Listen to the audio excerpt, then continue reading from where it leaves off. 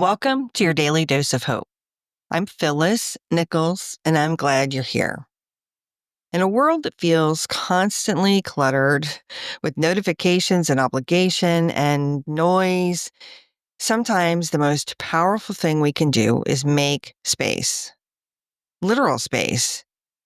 I've been following a minimalist on YouTube for a while now, and she's taken decluttering to what would feel extreme for most of us. But a lot of what she shares makes sense to me. Most of us have more than we need, and there's nothing wrong with that.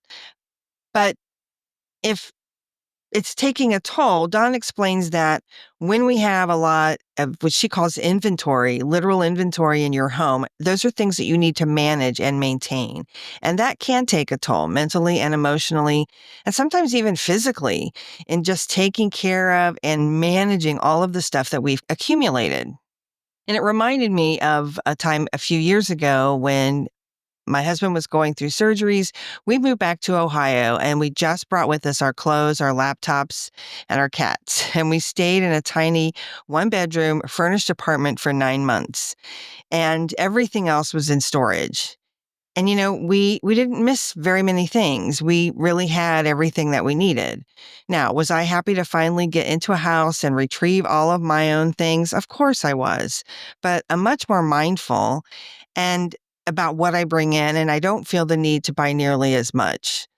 So clearing a corner of your room or your desk or your calendar matters. A tiny space can quiet your mind and create a sense of control when everything else feels chaotic. And of course, there's figurative space as well. You can do things like say no to one more commitment or pause before reacting.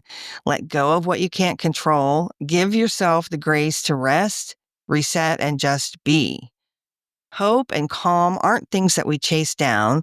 They're often what shows up when we just stop and breathe and make some room.